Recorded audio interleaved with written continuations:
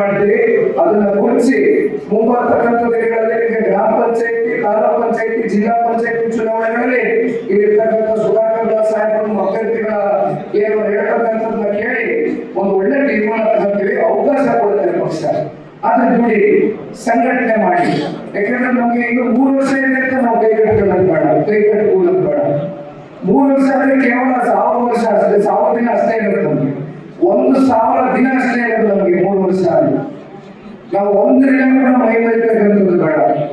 100 ಸಾಹೇಬರು ಮುಂದಿನ ಸಾರ್ವತ್ರಿಕ ಚುನಾವಣೆಯಲ್ಲಿ ಕೊರಟಗೆರೆ ವಿಧಾನಸಭಾ ಕ್ಷೇತ್ರದಿಂದ ಮತ್ತೆ 2ನೇ ಬಾರಿ ಶಾಸಕರಾಗ್ತಕ್ಕಂಥದ್ದನ್ನು ತಪ್ಪಿಸ್ಲಿಕ್ಕೆ ಯಾರಿಂದಲೂ ಸಾಧ್ಯ ಇಲ್ಲ.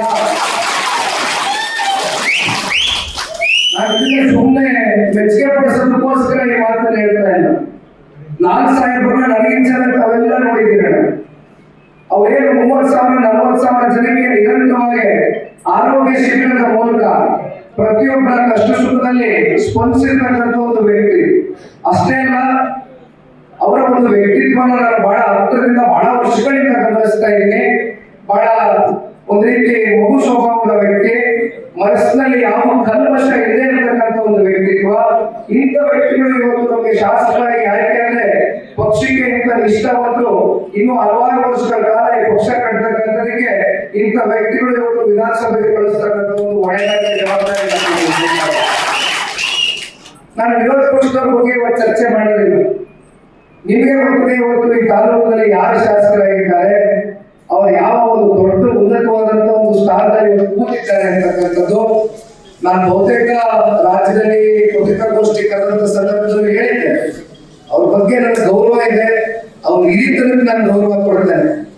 ಆದ್ರೆ ಇತ್ತೀಚಿನ ದಿನಗಳಲ್ಲಿ ಆದಂತ ಕೆಲವೊಂದಷ್ಟು ಪ್ರಕರಣಗಳು, ಅದರಲ್ಲೂ ಇತ್ತೀಚೆಗೆ RCB ತಂಡ ಜಯ ಸಾಧಿಸಿದಂತ ಸಂದರ್ಭದಲ್ಲಿ ಯಾವ ರೀತಿ ಪಾಪ ಅಮಾಯಕರು 11 ಜನ ಯುವ ಪೀಳಿಗೆ ಬಲಿಯಾದರು. ನಿಜಕ್ಕೂ ಕೂಡ ಅವರ ಅಸಹಾಯಕತೆ, ಅವರ ಅಸಮರ್ಥತೆ ಇವೆಲ್ಲವೂ ಕೂಡ ಎದುರಾಡ್ತಾ ಇದೆ.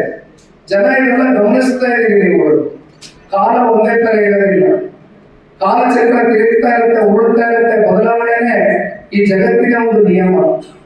ಈ ಜಗತ್ತಿನ ನಿಯಮ ಬದಲಾವಣೆ. ಆ ಬದಲಾವಣೆ ಬಯಸ್ತಕ್ಕಂಥದ್ದು ಮುಂದಿನ ದಿನಗಳಲ್ಲಿ ಆ ಒಂದು ಹೊಸ ಯುಗ, ಒಂದು ಹೊಸ ಪರ್ವ ಪ್ರಾರಂಭ ಆಗಬೇಕು ಅಂತಕ್ಕಂಥದ್ದಾದ್ರೆ ತಾವುಗಳೆಲ್ಲ ಬೀದಿಗಿಳಿಬೇಕು. ಇವರು ತಾವು ಬೀದಿಗಿಳಿಬೇಕು, ಜನರ ಪರವಾಗಿ ಜನರ ಸದಾಕಾಲ ಧ್ವನಿಯಾಗಿ ಕೆಲಸ ಮಾಡುತ್ತೆ ಅಂತಕ್ಕಂಥದ್ದನ್ನ ತಾವು ಸಾಬೀತು ಮಾಡಬೇಕು. ದಯಮಾಡಿ ಇಲ್ಲಿ ನಿಖಿಲ್ ಕುಮಾರಸ್ವಾಮಿ ಏನೋ ಬಂದು ಚಿಕ್ಕ ಹುಡುಗ ಉಪದೇಶ ಕೊಡ್ತಾ